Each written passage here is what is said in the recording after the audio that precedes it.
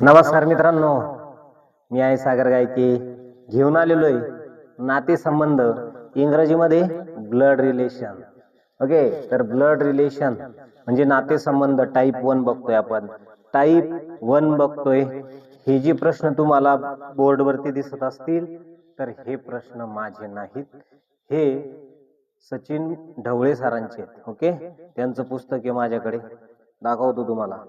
हे बघा, बुद्धिमत्ता. हे सचिन ढवळे सरांचं पुस्तक आहे.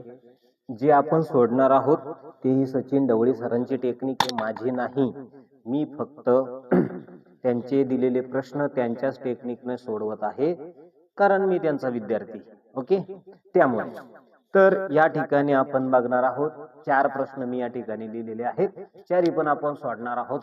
सर्वप्रथम ब्लड रिलेशन शिकत असताना आपण बेसिक शिकणं गरजेचं आहे. बेसिक माहिती आपल्याला असणं नितांत गरजेचं आहे. बघा, जेव्हा नवरा आणि बायको असं दाखवलं जातं, ठीक आहे, ज्या ठिकाणी नवरा बायको हे आले की समजायचं की नवरा आणि बायकोसाठी गुणिले चिन्ह आपण वापरणार. ओके,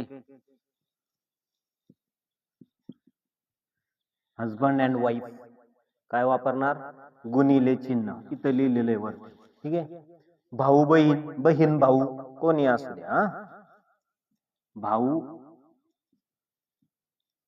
भाऊ भाऊ भाऊ असू द्या, भाऊ बहीण असू द्या, बहीण भाऊ असू द्या, बहीण बहीण असू द्या, फक्त भावंडासाठी सिबलिंगसाठी बरोबरचं चिन्ह या ठिकाणी वापरणार. सिबलिंग म्हणजे काय? भावंडे.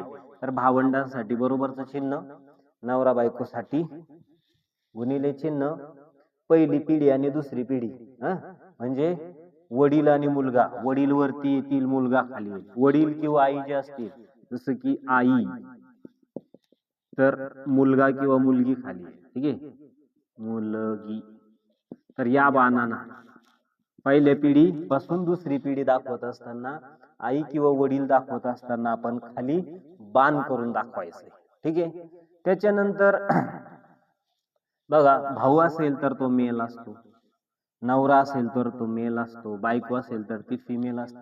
तर स्मॉल एम स्मॉल एफ ने दाखवायचं आहे. जर आपल्याला जेंडर कळत नसेल, त्या ठिकाणी सांगितलेलं नसेल, काही प्रश्न असे असतात जिथं जेंडर सांगितलेलं नसतं, मग भाऊ आहे की बहीण आहे, ठीक आहे, कोण आहे, मेल आहे की फिमेल कळत नसेल, तर आपण M/F करतो. ठीक आहे, मेल किंवा फिमेल असं असतो.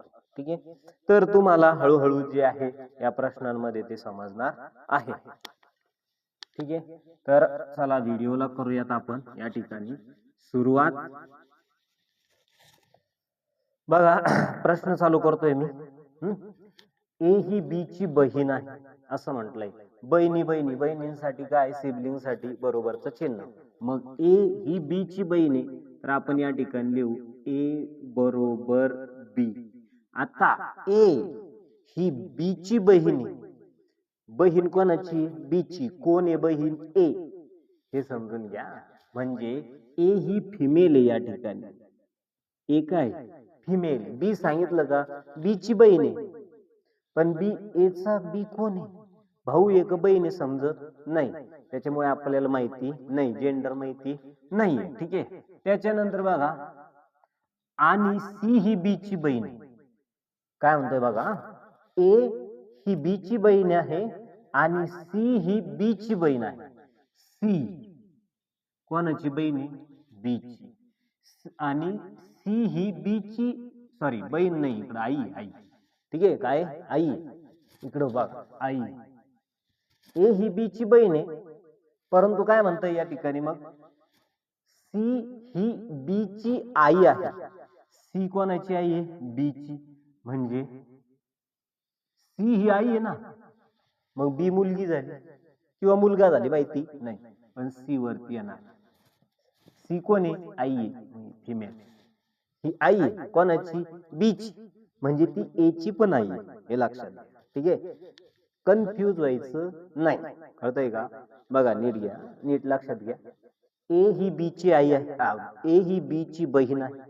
ए बहीण आहे कोणाची? बी ची. म्हणजे ए फिमेल झाली. या ठिकाणी बी चा काही विषय नाहीये. मेल आहे, फिमेल आहे, मुलगा आहे का मुलगी माहिती नाही, या एचा भाऊ आहे का बहीण आहे सांगता येत नाही. पुढं काय म्हणलं सी नवीन कॅरेक्टर या ठिकाणी आलेलं आहे. सी काय बी ची आई आहे. बी म्हणजे या बी ची आई आहे.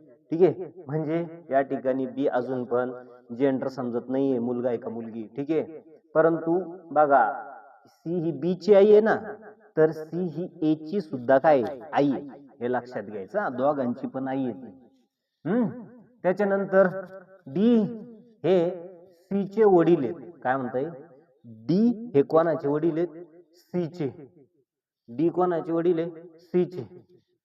म्हणजे आता बघा हे वरती चाललं, हे कुठं चाललं, वरती, वर चाललं, उलट चाललंय. ठीक आहे, तर आपण याला थोडं खाली लिहून घेऊ व्यवस्थितपणे. याच्यासाठी सेंटरला लिहायचं असतं. ए बरोबर बी, ए फिमेल झालेली या ठिकाणी सी, आणि काय म्हणतंय सी फिमेल आहे, आणि काय म्हणतंय डी हे सी चे वडील आहे. डी सी चे वडील आहे, हे मेल आहे इथे. ठीक आहे, ई ही डी ची आई आहे. याच्यावरती पुन्हा काय ई, आणि ई कोण आहे, फिमेल आहे, आई. बघा याला कट करून टाकू आपण आता या ठिकाणी.